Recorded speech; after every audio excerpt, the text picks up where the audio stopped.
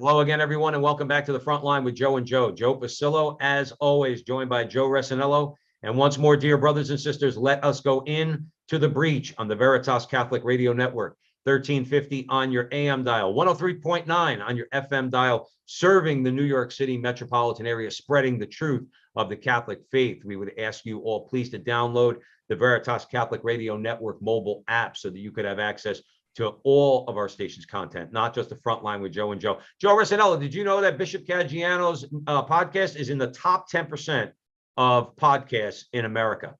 I did not know. That's impressive. Yes, it is.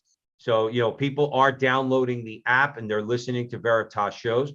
So we're happy about that. So we would encourage you all out there that to share our podcast with your friends who might not be in the New York, New Jersey, Connecticut area, so that they could hear our content. And if you'd like to give us some feedback, you could go to veritascatholic.com, veritascatholic.com. So if you appreciate what we do and you want to keep us going, you could donate and contribute to our success there financially, and also give us feedback. So if you love us, you hate us, or anywhere in between, give us your feedback. We could always, we would always appreciate that. And finally, please follow Joe and I on our social media, which is the Frontline TV on YouTube, and the frontlinetv.com, which is our website. Like, subscribe, share, do all that fun stuff. Today's going to be a very interesting conversation. There's a lot going on out there right now in the Catholic world as it pertains to the Latin Mass. So we are very pleased and honored today to be joined by David Dashiell, and he is the author of a new book out by Tan Books titled Ever Ancient, Ever New: Why Younger Generations Are Embracing Traditional Catholicism. So David, if you didn't think we were going into the breach today, we're going into the breach, brother. I promise you that. I do want to, for those of you out there who are not familiar with David, I want to give a brief introduction. David Dashiell is a freelance writer, editor, and proofreader in the Pittsburgh area. Or did you say you're in Pittsburgh or Tennessee now, Nashville. David? Yep. Nashville, Tennessee. He works for a variety of Catholic publishers and websites, among them Scepter Publishers and Sophia Institute. On occasion, he lectures at Franciscan University in Steubenville, where he earned his Master's of Arts degree in theology. David Dashiell, welcome to the front line with Joe and Joe, brother. Thanks. Good to be here. Excellent. David, we're going to begin with a prayer because all good things start with the prayer. In the name of the Father, Son, Holy Spirit, amen. Remember, O most gracious Virgin Mary, never was it known that anyone who sought your help or sought your intercession was left unaided. Inspired by this confidence, we fly unto you, O Virgin of Virgins, our Mother. To you we come, before you we stand, sinful and sorrowful. O Mother of the Word incarnate, despise not our petitions, but in your clemency hear and answer us. Amen. In the name of the Father, Son, Holy Spirit, amen. Before the show, David and I were chatting. We were talking about Nashville, and it's funny. Full disclosure, I do not go to Latin Mass. I go to a Novus Ordo Mass, but I did go to Latin Mass in Nashville, Tennessee. Interestingly enough, it was a Sunday. I was staying at the Marriott, the Courtyard, around the corner from Broadway, not far from Tootsie's, that famous bar. And I'm looking for a church. Sunday, I want to go to church.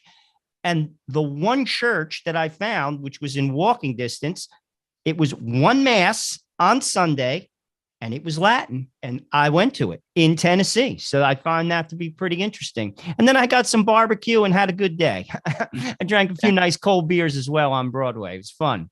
It's a good town.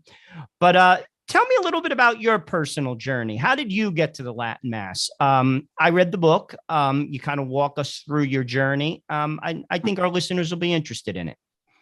Sure. Yeah. So I was a bit late to the party, I'd say. I grew up a cradle Catholic, and my parish at home in Baltimore, Maryland, was sort of lukewarm, sort of hokey. You would think a typical parish at that time. And I learned the faith. I went to religion class. I went to Mass every Sunday. My mother was very faithful in that regard, but I didn't know too much about it. I just kind of knew the basics. I'd heard about the Gospels, read some of those, but didn't really know the meat of the faith, the why behind the church and the sacraments and that sort of thing. But it was enough to keep me going. It was enough to keep going.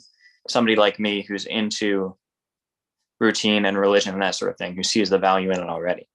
And so by the time it came to choose a college, I had wanted to go in for either music, playing percussion or something like that, or theology, maybe being a youth minister at the time.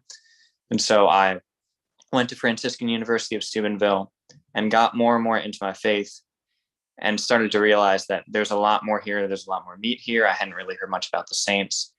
But I also realized that during my time at Franciscan, I hadn't heard much about the church before Vatican II either. I was learning a lot about the church especially, but there was a lot of references to Pope Benedict XVI, John Paul II, who are great, but it's not all the church is. So I started to kind of investigate a little bit. And this was part of kind of a general dabbling in different spiritualities, that sort of thing. I hadn't heard of the charismatic renewal or praise and worship music. And so I did those sort of events, but I also did more traditional things, or considered traditional, the rosary, adoration.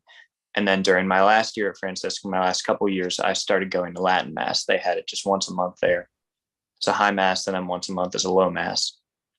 So I started going, and at first it just appealed to me on a more natural level. I went in and I could see that, okay, everybody's facing the same direction. The servers really seem focused on what they're doing.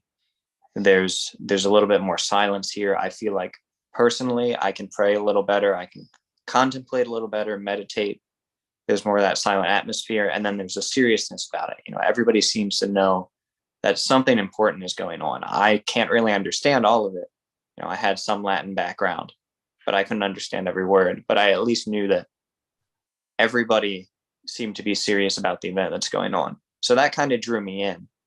And then as the years went by, I graduated, became engaged to my now wife, and we moved to Nashville, Tennessee, where we went to the church you probably went to, because there's only one or two places that offer the Latin Mass here, Church of the Assumption. And they, at the time, so now they have all Latin Mass except for one English Novus Ordo Mass. At the time, it was kind of reversed. They had, I think, 2 Latin Masses a week. And so we would try every so often to go to the Sunday Latin Mass. And they had a little potluck afterwards, the first Sunday in the month. And there we met some really good, close friends who just basically taught us that people who go to Latin Mass aren't crazy. And so that kind of softened us a little bit there. And we started to become more and more attracted to it just as a form of worship. And then that kind of cemented a year or two after that. When we moved to Pittsburgh for a couple of years, I was working as a liturgist, learning some things about that, reading some liturgical documents, but also reading some more theological things about Latin Mass from people like Timothy Gordon and Dr. Peter Kosnevsky. And those really answered the final questions I had. So first, it was kind of an attraction to this beauty and the form of worship. And then after that, I got the reasons that explained, oh, actually, this makes theological sense, which hit hard with me, being someone who got a degree in theology and wanted to work for the church. David Dashiell is joining us here at the front line with Joe and Joe Pasillo, Joe Rossinello, Way in the Breach on the Veritas Catholic Radio Network. The book published by TAM Books that David has written is ever ancient, ever new, while younger generations are embracing traditional Catholicism. David, I want to make a point and segue into my next question. Joe and I detest camps in the Catholic Church. You alluded to a little bit of it, where you have one group of people, let's say one camp, I don't even think they know if a church existed before 1965. Okay. I mean, I know it sounds like I'm joking, but I'm not. It's like when you talk about the things we're talking about today, there's another 1935 years that you have to account for in church history. That's one camp. Then you have the other camp that says nothing after 1965 is any good. Joe and I detest both of that. Okay. But I will say this. All right. And also when it comes to the Mass. Okay. I happen to go to Latin Mass because I think my wife and I went, and we're naturally drawn to it, and that's where we've stayed. And that's fine. I'll go to any Novus Ordo Mass. My larger point is that, and again, there's, great Catholics in the Novus Ordo, there's great Catholics in the TLM, and there's some, not so great Catholics, if you want me to put it like that. My larger point is that there is, though, a problem. From an objective point of view, without getting into any camps, okay, there is a problem since Vatican II. And as Joe Rossinello likes to say on the show all the time, okay, as Jesus said, we will know them by their fruit. And the fruit of Vatican II is this. This is a statistic I think should alarm people, that we're talking about 60, 70 years or so since Vatican II, something like that. It's and approximately 460 million Catholics have left the faith in that time. That's horrible. And we must look at Vatican II, because that's a tremendous, tremendous drop off. I'd love your thoughts on that. Sure. Yeah. So I first want to say that I'm with you too as far as camps go. I hesitated to call myself kind of a traditional Catholic, even in the book. I just don't think it describes it well enough, and it kind of puts people into a box. But of course, at the same time, I don't want to just say I'm a Catholic, because then it makes it seem like the people who don't go to Latin Mass aren't Catholic enough, which isn't necessarily true. So there's that to get it out of the way. But I agree, there's been a problem since Vatican II, and it's not necessarily the council's fault, but the council was the occasion for a lot of it in this sense. So I think that, and you can say different things about the intentions of different bishops going into the council, different experts who advise those bishops, cardinals. But regardless, the way the documents turned out, they're not, wicked in themselves, but there are certain statements, and I could point to a few, that are just a little more ambiguous. And so some people can interpret them in light of the church's teaching. Some people can interpret them against the church's teaching. And unfortunately, especially in the decades that immediately followed, more people interpreted them against the church's teaching, at least more people in charge. And you get kind of a trickle-down effect to the laity. I'm thinking of one specific thing, and this is where I think I could pinpoint a good amount of that, apostasy, that leaving the faith since Vatican II, is a kind of a belief that the faith isn't really that special, that the church isn't the one true church, and that therefore you could be a good Muslim or a good Protestant or even a good atheist and have just as much, maybe slightly less, in some people's mind, but like just as much a likelihood of getting to heaven as, say, a good Catholic. And so when you get that attitude, whether it's implicit or explicit, you end up kind of deafening that evangelical impulse, and you end up having less fervor for those things that are specifically Catholic, like the sacraments and the Mass. And you begin to de-emphasize that. You begin to de-emphasize faith in your personal life. And there's something of that in what the modern world was going through at the time too. So there's kind of this cross-pollination.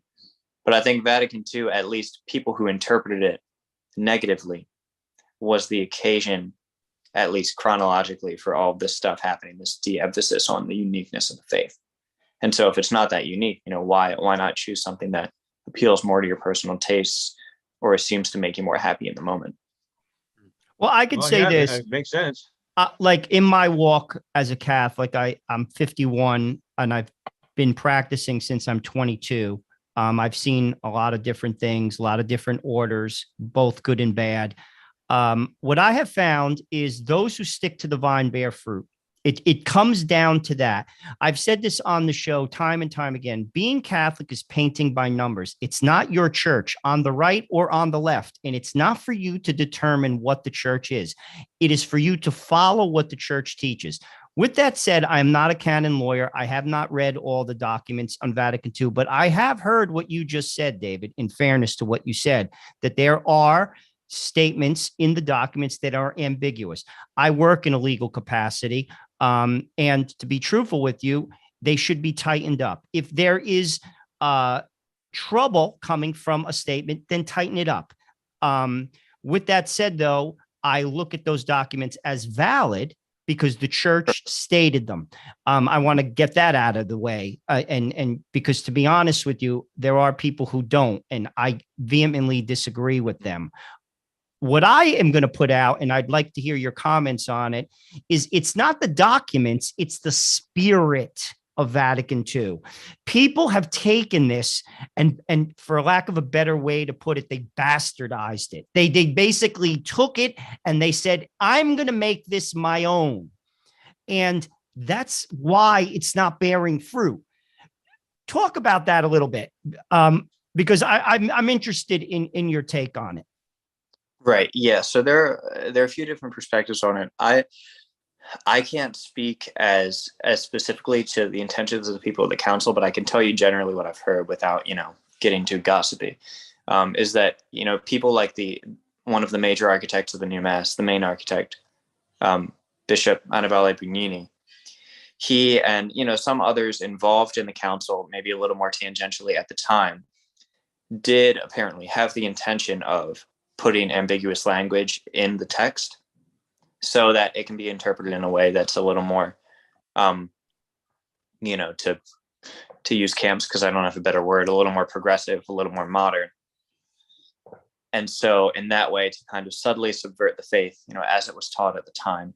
So you could in that way connect the Spirit with the council itself, but I don't really think that's fair because it's some people who wanted it to be stated in some way in the council. And that doesn't mean it was actually borne out always and everywhere. So I think the spirit of it is more, people taking it, like you said, kind of wanting to co-opt the faith, wanting to take these opportunities and say, okay, I'm going to make some of this in my own image because now I have the opportunity. I have a little more choice. I have a little more options. And maybe you could tie that specifically to individual priests if you want to get a little more detailed, because the new Mass, which was, for the council, it came after. It's not Vatican II, but it is, it's attempting to be faithful to the spirit of it. It gives the priest more options. And so those can be good sometimes, and those can be a little worse sometimes. But at some points, it leads to the implicit attitude of the priest where, okay, I have a little bit more control over the Mass, over the liturgy. So if I have a personal preference today and the choices allow for that, I should go with that rather than potentially what I think is, best for my flock or what honors the Lord more. And so that's the perspective from the priestly angle. But then from the angle of the laity, you see the approach of Vatican II, which is to engage the modern world, which is a good one. But for many who aren't discerning, it can be interpreted as becoming the modern world or becoming more like the modern world, taken without any sort of prudence or discernment of, okay, what are the good elements in the modern world? What are the bad?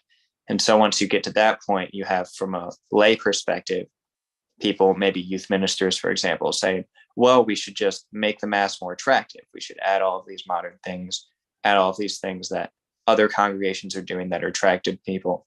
And that's the good we're looking for, just to get people through the door, rather than, as you say, to stick to your roots, to be faithful to the vine, to be faithful to Christ.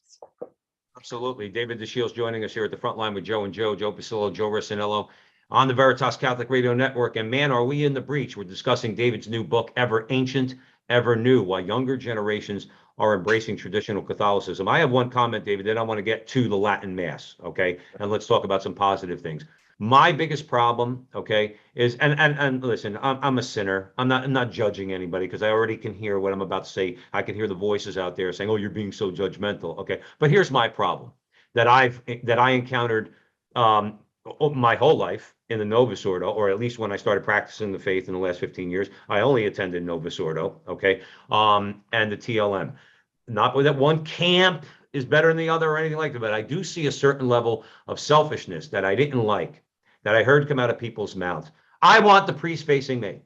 I'm not a child. I don't want to receive a communion on my, I don't want to be fed by the priest. I want it in my hand. I heard a lot of I. And to me, that's a red flag. So then I and my wife started going to Latin Mass. And I don't know everybody in our Latin Mass parish, okay? But I do know this. They're not telling the priest that he's got to turn around and face the congregation, okay? And you have no choice about receiving the Eucharist. You're kneeling and you're receiving the Eucharist on the tongue. And that, I want to just throw that in there.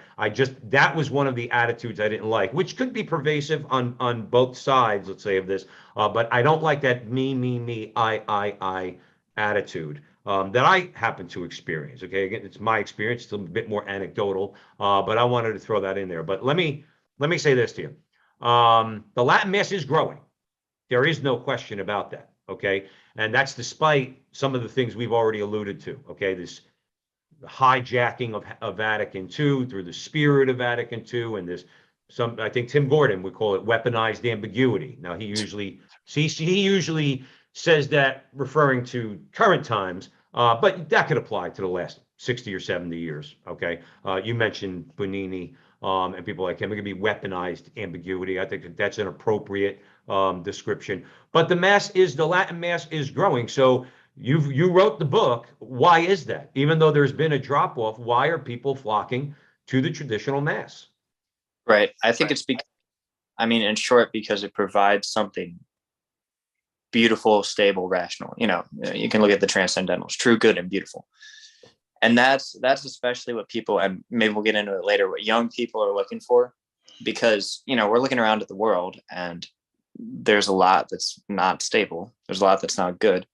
You're looking at the church and there's a lot of scandal there too. Obviously, we still believe that, the Catholic Church is the Church of Christ.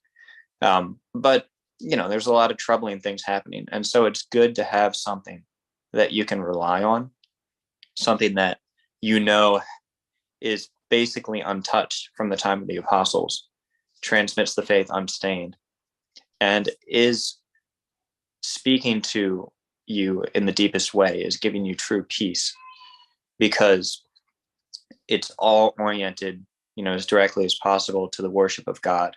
And you can tell just walking in. You might not understand it. A lot of people don't understand Latin Mass perfectly, myself included. But you walk in and it's very clear that this is the point. The point is to worship God. The point is to represent that sacrifice of Calvary. The point is to immerse you into this life of grace. And so I think that's key with the Latin Mass. And then once people get there, they find that the people in those communities are just kind and loving and supportive. And they're all in for a community life. They're all in for supporting the family and having the faith not just be a footnote, but be something that permeates your life. And what I think it is, a lot of people who go to Latin Mass actually know what the Mass is about. They've encountered Christ personally. And in many cases, which again, it's not my opinion, it's Pew Research saying that only 30% of Catholics believe that Christ is, body, blood, soul, and divinity in the Eucharist. That is a fundamental belief as a Catholic. And if you're missing that, you're obviously not going to take the Mass serious, no matter what Mass you go to. But most probably you're not going to go to a Latin Mass, because you're not going to, in your head, intellectually connect why the priest is not staring at me, because you don't understand the fact that Christ is here, as in physically. I really wish David, we talk to a lot of people.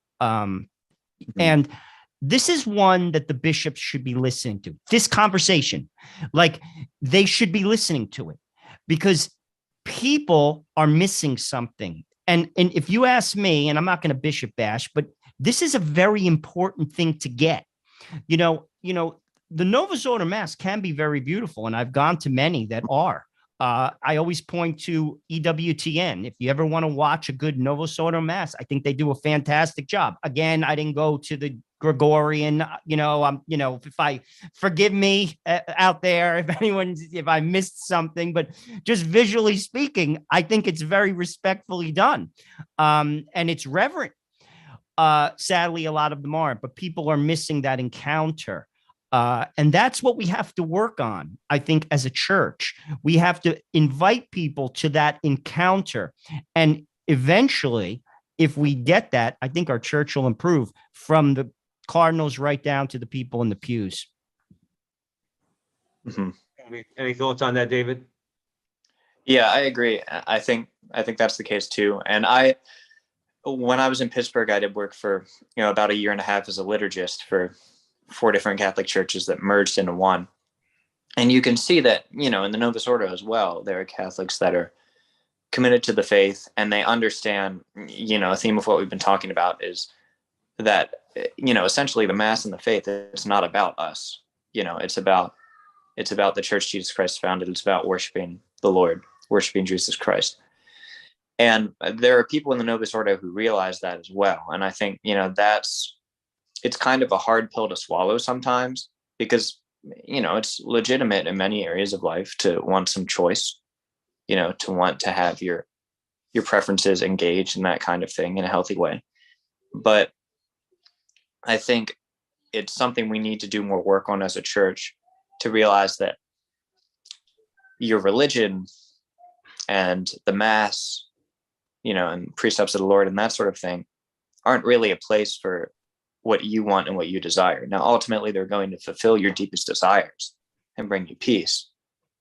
But I think that's the attitude we're aiming at, whether it's Latin Mass or Novus Ordo, that I need the Lord and this isn't about me. Oh, you're right.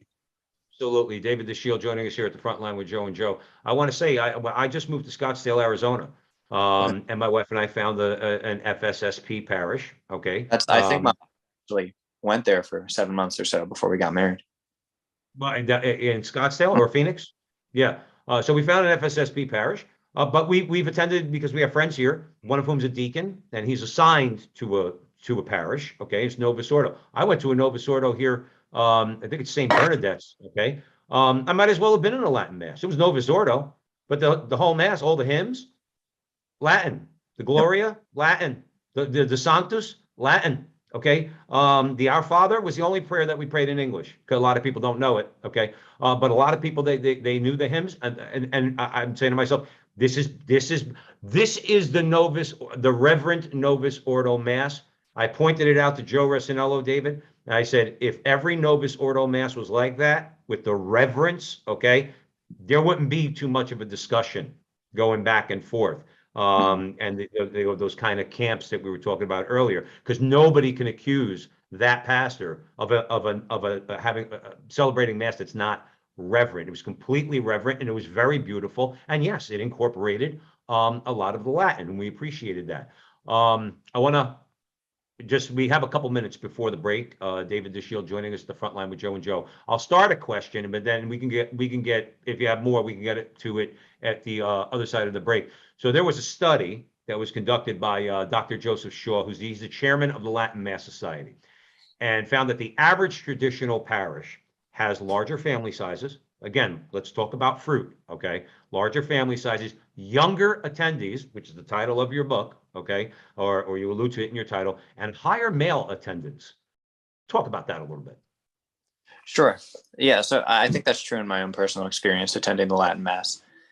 You said, larger families, younger attendees, larger male attendance. We might have to talk about male attendance a little bit after the break, because I think I have, more thoughts on that, specifically why the Latin Mass appeals to men. But larger families, I mean, you see them, that's what makes up the majority of Latin Mass parishes, families with 2, 3, 4, 5 kids.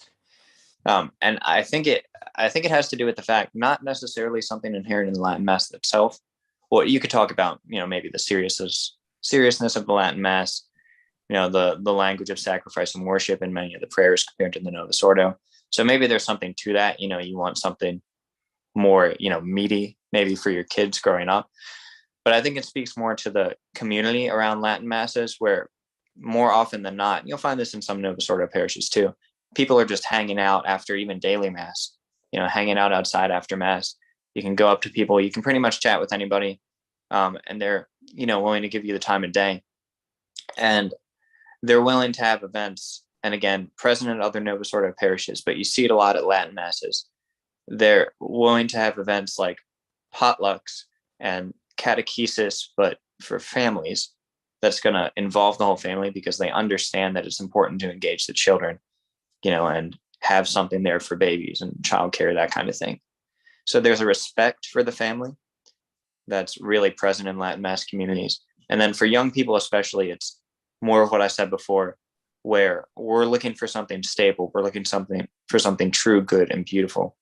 And, we found something that allows us to follow the Lord and find peace in the Latin Mass. Really an anchor.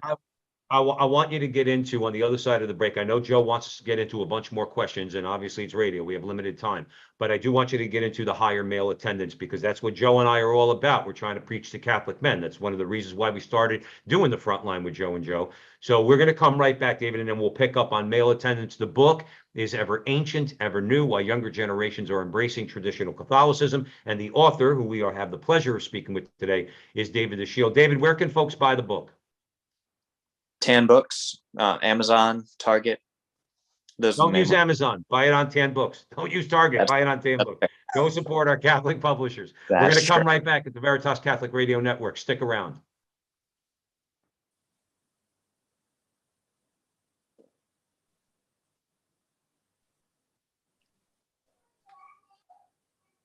Welcome back, everyone, to the front line with Joe and Joe Pasillo and Joe Rossinello, and we are in The Breach on the Veritas Catholic Radio Network, 1350 on your AM dial, 103.9 on your FM dial, serving the New York metropolitan area. And please be sure, wherever you are, to download the app so that you can have access to all of our station's content and share that app with your friends. The author is David Dashiell. The book is Ever Ancient, Ever New: Why Younger Generations Are Embracing Traditional Catholicism. Before the break, we started talking about a study that was done talking about the Latin Mass having larger family sizes, younger attendees.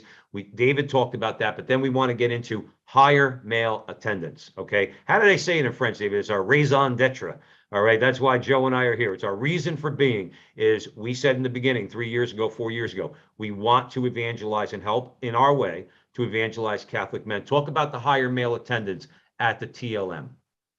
Sure. So there are a couple things. Men want to challenge. They want to be challenged. They want to be called to something greater, and they want to sacrifice for something that's good, worth sacrificing for. I've very much learned that, being married, having a toddler, and having another kid on the way.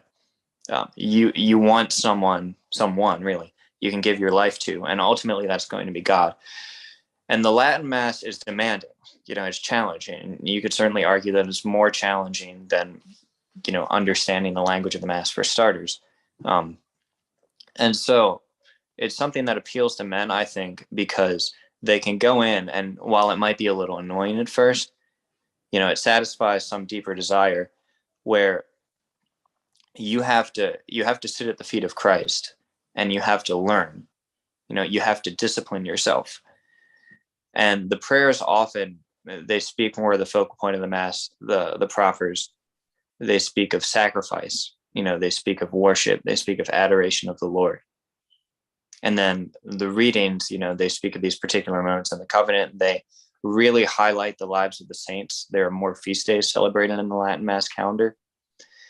And so you get the occasion to see all these different examples of holiness as well. So there's that call to something greater that's constantly repeated and repeated and repeated. And even more specifically, you hear a lot about military saints that aren't as prominent in the calendar anymore in the Latin Mass, like, Saint Sebastian, saints who, fought, who may have died in battle, martyrs. And those are real examples of virtue, especially for men who want to give their lives, whether it's, physically, spiritually, or both, who want to give their lives for someone and ultimately for God, who want to be called to deny themselves for the purpose of that greater goal. Thank you for that answer, David Dashiell. Joe Resinello, I'm going to hand it over to you. I want to comment on something that David said, because it's very important. And again, all the bishops out there, if you're listening to our voice, there is no community in the Catholic Church in America, particularly in the Novus Ordo Mass. It's weak. Brandon McGinley, you may know him actually from Pittsburgh. I do. We've interviewed him a number of times. He wrote the book, The Prodigal Church, and he talks about, I read that book. He talks about the lack of community. And now you're talking about community in the Latin Mass. That's a good thing. You see, Catholics, I say this to my wife all the time. Now I'm going to rant, but I have to say it. We're like everybody else. Even if we go to church, we have to hang out. We have to have community. We have to take care of each other. Now, I'm not saying you exclude others. Oh, no, we're to be leaven in the world, but you got to kind of hang out. And I live, David, just so you know, near Jewish communities. I live near New York City. There are Orthodox Jews. I grew up next to them. Obviously, we don't agree theologically, but I respect them. They take care of their own. You'll never see an Orthodox Jewish kid in a public school. Never. Why do we send our kids? Here's another thing, you bishops out there, if you're listening to my voice. How could regular people afford Catholic schools? How? You got to be rich. Major issue. How? Major How are you issue. going to do it? That's not the case in the Jewish community. They get it. We don't. We got to work on it. I just want to comment on that, because I got to. No, you said you were going on a rant, Joe. That was a good rant. No, though. but I it's like the truth. it. You It's got the me truth. supercharged, brother. But it's the truth. And people want, like what you're talking about, talk to people. In fairness, David, too, I have a very good friend. He's one of my children's godfathers. He goes to the neo-catechumen way. I don't go to it. He does. They do that. They have community. They have and frankly, it bears fruit. Those families, 10 kids, 8 kids, a lot of Hispanic families. Obviously, it started in Madrid. I believe it was Madrid. I know it's in Spain. Anyway, they have that. The Latin Mass has that. It's missing in the Novus Ordo Mass. It's got to improve. Mhm. No question about it. Let's talk about the book itself. Now that my rant's over, I had to get that off my chest. I'm sorry. Now that let's. It's like anything else. Sometimes I would never accuse you of being disrespectful. That was not a disrespectful rant. You're saying the reason why we're having David on the show is because there is an issue. There's a problem, whether it's not being able to afford Catholic school, being forced to put your kid in the Marxist indoctrination centers known as the public schools. Okay, there's a major problem. There's a major problem in the church, and so for you to go on that rant, to me, it was wholly appropriate, completely appropriate, because what you said was the truth. So I cut you off, Joe. Go ahead. Now I want to talk about the book, because in your book, and I did read it. I have it right here. Tan Books was kind enough to send it to me. You kind of put little like essays together. You have Shugel of Pachamama fame. You have Tim Gordon, his wife wrote one. Then you have some unknown folks. Joe, sorry. When I think Alexander Shugel, that's all I can think of. My mind is I love that guy.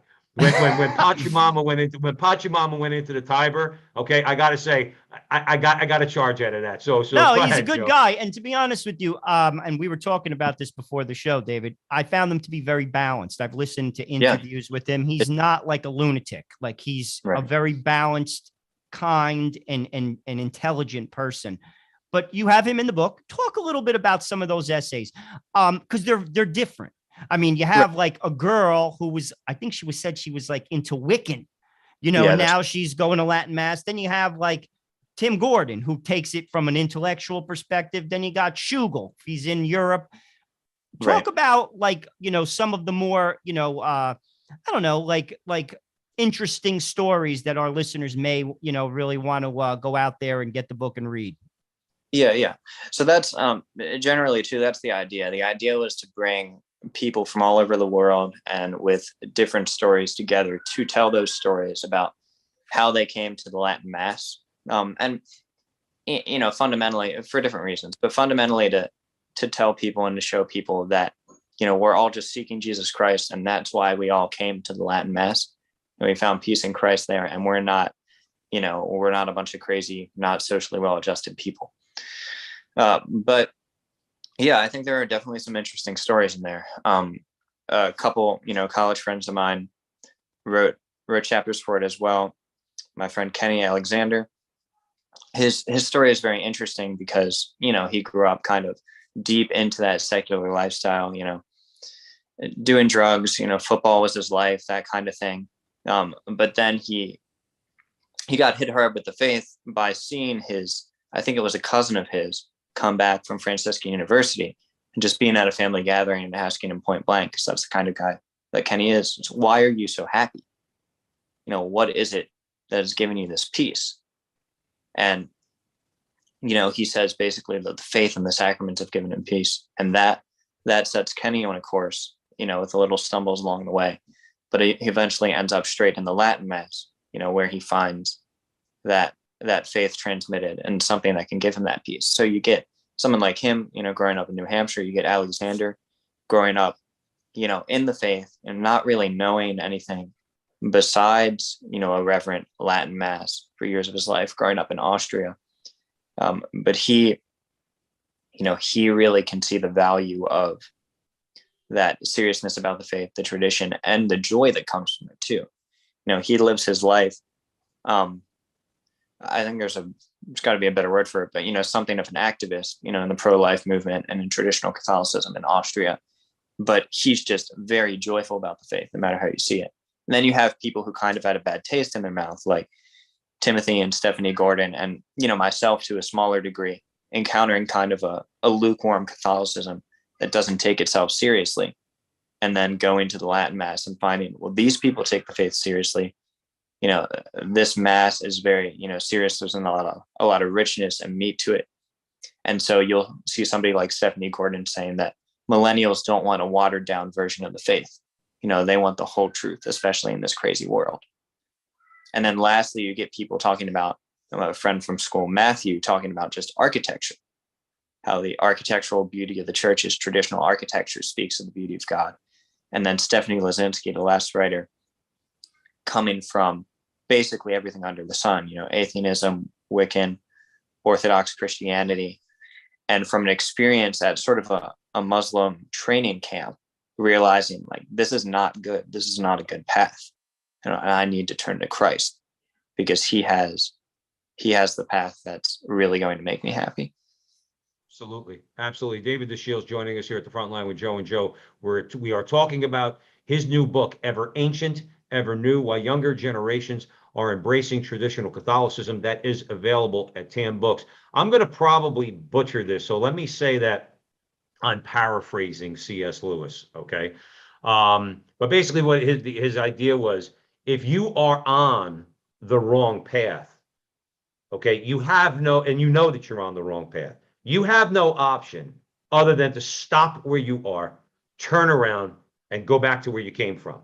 There's no go this way, go that way, or keep moving forward. He said, and he described that person who has, I think, the courage to do that as the most progressive person. Because the path that you're on, and people say, oh, I'm a progressive. Well, if you're on a really bad path, as Joe Ressinolo alluded to, if we're bearing bad fruit, we must have the courage to stop, turn around, and go back to the starting point.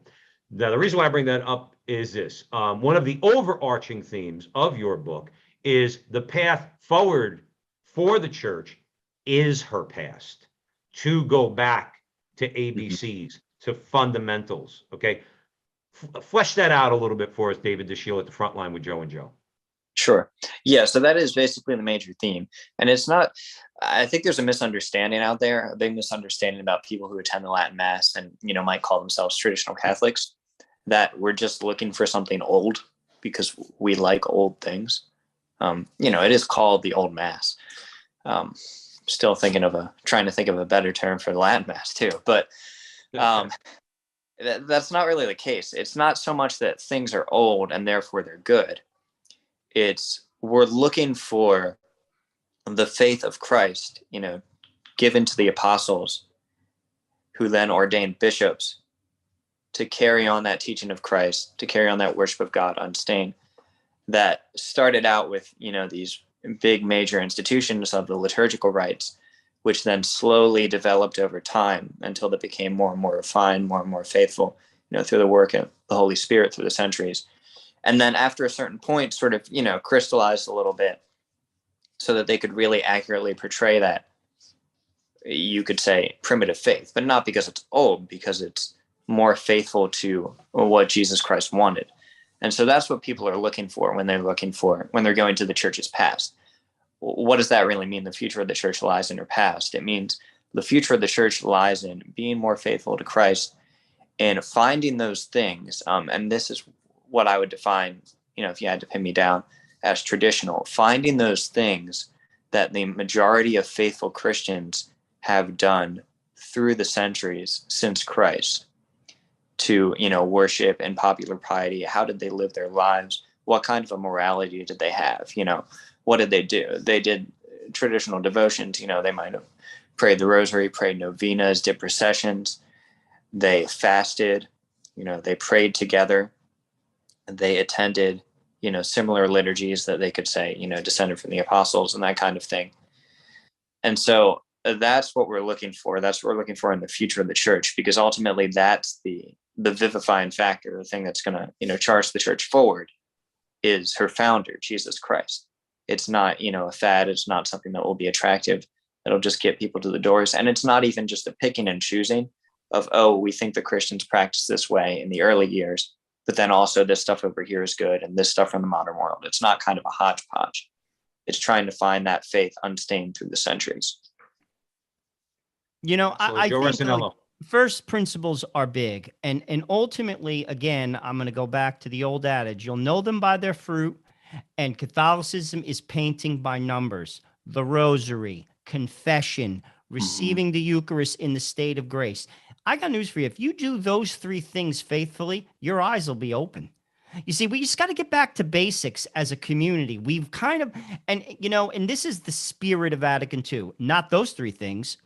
Sad. Well, it's just not emphasized as much, but I think what people have come to, especially in America, we're supposedly smart people, we're supposedly rich people, we have everything. I know better than God. No, you don't. No, you don't. You see, there's a lack of obedience. If you follow within the lines, you'll meet the Lord. And that's at the root of the problem, to be honest with you. I'll be honest with you. I think it's at the root of the problem, and I'd like your comment on it. Those in the Latin Mass, as well as in the Novus Ordo Mass, you have to be obedient to the church. Yeah. I always note Padre Pio. Padre Pio couldn't say the Mass for 10 years, and he was obedient, and he was innocent. The church has authority, and you stay within the lines. I am a faithful son of the Roman Catholic Church. And that goes for Novus Ordo people who come up with some crazy idea to come in with flags and banners and whatever the heck else you want to do. And then you got the people on the Latin Mass side who frankly don't accept saints like John Paul II. Right. Yeah. And you're like, are you out of your mind? Two miracles canonized in 6 years. When you have 2 miracles, I'll listen to you. Okay. That's what I have to say to you. When you're canonized in 6 years, we'll have a conversation. Until then, I'm going to listen to him. So talk about that, because to be honest with you, David, I'm very impressed with you. You're not a lunatic. I'm a lunatic, but in a different way. You're very like balanced, and you just like to go to Latin Mass. It appeals to you and your family. Good for you. But talk about that, staying within the lines. Right. And now I just want to, put it out there. I believe that, objectively going to Latin Mass is better than going to Novus Ordo. I'm going to still go to Novus Ordo on occasion. I'm not going to bash people who do it, but it's not just my preference. But yeah, like I'm not going to be a jerk about it. And I think that that's part of the reason why we wanted to put together this book, because there are a lot of vocal people who go to the Latin Mass who might not consider charity as much. And unfortunately, I think that the people listening to them, or the people hearing about them, have, gotten the wrong idea of what traditional Catholicism is like, what Catholicism is like, really. And that's bled into, bishops, priests, potentially the Pope has some misunderstandings about those who attend the Latin Mass. And so we're just trying to set the record straight, saying, well, we're not crazy here. We do have some problems. We have people who, may not have some respect for others, who have a triumphalistic attitude, who seem to think that, they're the only ones in the true church. And I'm not thinking super specifically right now, just to say that, just to get that out there. I get it. But then that's not representative. And unfortunately, those people are very vocal. And so you can get the idea that this is what it's all about, but that's not true. And you look at the Novus Ordo too, you have different issues, but still kind of a similar problem, where you have people being very vocal about how, we just need to be welcoming. We just need to let people in. We don't need to be so rigid, that kind of thing.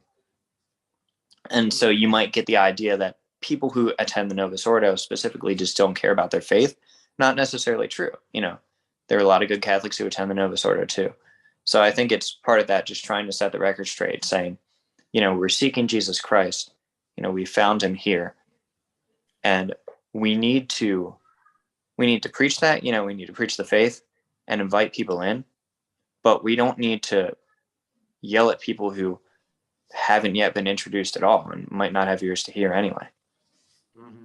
David Dashiell joining us at the front line with Joe and Joe. We are discussing his new book, Ever Ancient, Ever New, Why Younger Generations Are Embracing Traditional Catholicism. I will ask you this, David, let me put it like this. I think one of the problems is, Joe mentioned authority and obedience. Within the parishes, though, there's just, quite frankly, just a lack of discipline. I saw that firsthand when I was living in Brooklyn. When I first met my wife, we were going to, it was declared a minor basilica, Regina Pacis in Brooklyn. Okay. And I was a lector. I wasn't anything other than a lector there. Okay. But people used to come up to me and they would say, well, like complain about Monsignor because he made this rule or that rule or that rule, or said you can't walk up the aisle while the gospel is being proclaimed, or you can't light a candle during the Eucharist. He had rules. He had discipline. And they all complained to me. I don't know why they complained to me. I was just a lector. Right. Maybe they thought that I had an in with Monsignor or something. But my point is, The discipline there didn't do anything to keep anybody away from Mass. Monsignor ran a disciplined parish. There are do's, there are don'ts, okay? Novus Ordo, of course, okay, and a minor basilica. But there are do's and don'ts, all right? For all the complaining, nobody went to another parish. They all still stayed at Monsignor's parish, okay, with all the discipline. Talk about the need to accept that in church, you can't do what you want. Yes, once you come in, no, sorry, you're going to be told. We know that we welcome you back, but you can't wear sandals and you can't wear shorts. And I was one of those guys, so I'm guilty. Right. Okay, but I was told in a loving way, you're not being very respectful. All right. What's wrong with in having a little bit of discipline? And stop being fearful about saying into church to all the people, there are do's and don'ts, and this is the way it's going to be. Am I wrong? No, yeah, you're absolutely right. Because that's what it's about. We're being obedient to someone. We're being obedient to, the Trinity, the Father, Son, and Holy Spirit. And it's not about us. And I think that's the thing that people kind of forget. They want community. They want something that caters to their preference, which is okay in its place. But Mass isn't the place for that. That's not the point of the Mass. The point of the Mass is not just to have a meal together and have a good time. It's to worship Jesus Christ as he's asked to be worshiped. And, to your points earlier, obedience is very important because the Lord asks for specific things. You read the Bible, he's very specific in what he wants. Even in the Sermon on the Mount, which, you could see as kind of, revolutionizing things, which I don't think is exactly fair, but like you actually read that and he says, it was said, thou shalt not kill. But I say to you, and you think, oh, maybe he's going to revise things a little bit. No, he's actually calling you to something more strict. Do not be angry with your brother. Anyone who looks at a woman with lust in his heart, has committed adultery with her in his heart. Things like that. And then back in Exodus, when the Lord is telling Moses how to make the tabernacle, he's real specific of the measurements, the materials, all of that, because the Lord knows, having created the world, that certain things worship him better than others. And if the point of going to church is to worship the Lord, which is ultimately something very good for us, we've got to respect that, and we've got to be disciplined enough to listen to those in authority, whether it's a priest, a bishop, or the Pope, and say, okay, this is ultimately for my good. And even if I don't have that in mind, ultimately this is to give God glory, which is the purpose of my life. It's not supposed to be about me, and it might hurt because it is kind of painful sometimes to have to be obedient, have to be disciplined. But that's ultimately why we're there, to give glory to God. And I think you could say a similar thing, a point I may not have sufficiently addressed in the Latin Mass communities. There are some, and there aren't many, I wouldn't count myself as one of them or identify with them, who have splintered off, who have been disobedient in that way. You said before, you don't leave the church if you have a problem with that sort of thing. You want to be disciplined, you want to be obedient. And unfortunately, some who have gone too far in, disobedience to the Holy Father, for example, have left the church and said, well, nowhere does it right. I'm going to believe that we have no Pope. And they're a little more nuanced than that, to be fair, but it's still not the right attitude and not the right approach. Right. Joe Rancinello, we have probably about 4 or 5 minutes left, Joe. So we got time for maybe one, maybe two questions. I want to just read something. I'll be honest, guys. It comes from an encyclical, which was in Latin, and I didn't include it because I would have butchered it. So I just kind of got the quote. So I'm just going to read it. And I think this is the way forward. It says, the very testimony of their Christian life and good works done in a supernatural spirit have the power to draw men to believe and to God. For the Lord says, even so, let your light shine before men, in order that they may see your good works and give glory to your Father who is in heaven. I always remember this because, someone said this to me a long time ago, and like a priest, it stuck with me. Jesus is not found in the front of the church. He's many times found in the back, and he's broken and alone. And if you go to him in the back and take him by the hand, he will bring you to the front of the church. We have to do this. No one is going to join a club with a bunch of grumpy, nasty old men. We have to be joyful. And Jesus was joyful, and Jesus was good to people. And you will know them by their fruit. And I say this on the show all the time, and I love your comments. Saints will change the world, and only saints will change the world. And we have to live our life radically and strive to be saints. And I think that's the problem in the American Catholic Church. There's not enough people who will live radically and want to strive for and be saints. And if we had that, there is no problem in the American Catholic Church. What's your thoughts on that? Yeah, I agree. And I think it speaks to, kind of coming back full circle. Ultimately, yeah, saints will change the world. The problem with the Catholic Church is that we need saints. And what does that mean at its root? We need God. We need God to change us. He's not just a footnote. It's imperative that we rely on the Lord, that we understand that he needs to permeate every aspect of our lives. And so I've been saying a lot, during this interview, during this show, that the Mass isn't about us, religion isn't about us. We have to look at the positive side of that. We need the Lord. We can't function without God. Christ says, without me, you can't bear fruit. And so we need him to transform us. We need to take advantage of those means of grace, the sacraments, what you might call traditional, but you could call Catholic as well, the rosary, prayer, fasting, the Mass, and the life of charity, to really attempt to be transformed by the Lord. And especially, like you say, to live a courageous life. That's something especially lacking. Don't be afraid to talk about the faith. Don't be afraid to pray in public. It's really not that much, especially when you look at the saints throughout the ages. They did much more courageous things than that, and they transformed the world. So I think you're right. That's what we need, saints who rely on the Lord. You mentioned public witness, and I just can't emphasize enough. I think it's so important. When I was in New Jersey, Joe Rossinello had organized, and still does, even though I'm not there, the first Saturday of every month, different parishes in Bergen County. Joe, you had what, 40 men show up? Yeah, it was a good crew.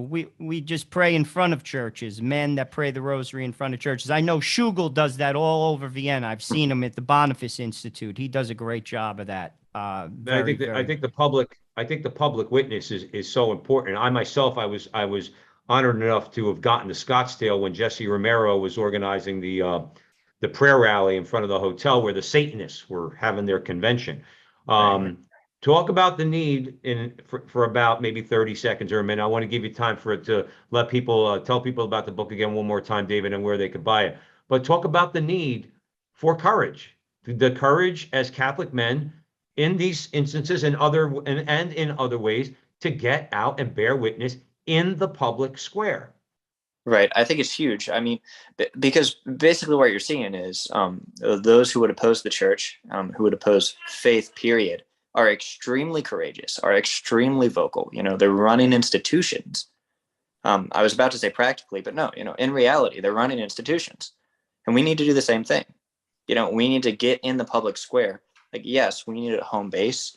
We need to cultivate the faith in our families, but then we need to go out and we need to share it. And we need to be just as courageous. We need to be more courageous than those who are attacking the faith. We need to defend it because it's something that brings true peace and joy and hope. It's something real. It's something tangible. That's a great place to end the show. David, where title of the book and where folks could buy it? Sure. Ever Ancient, Ever New, Why Younger Generations Are Embracing Traditional Catholicism, Tan Books. Tan Books, that's right. Tan Book, not Amazon, not Target. Tan Books, that's who we have to support. David Dashiell, thank you so much, brother. I'm sure we're going to have you back on the show. We really appreciate it. It was a great conversation. We want to thank you all out there for joining us at the Veritas Catholic Radio Network, 1350 on your AM dial, 103.9 on your FM dial, spreading the truth of the Catholic faith to the New York City metropolitan area. Make sure you download the app at the Veritas Catholic Radio Network mobile app, and please follow Joe and I on social media at the Frontline TV on YouTube. And remember, until the next time, that our conversation is your conversation, and that conversation is going on everywhere. We'll talk to you soon.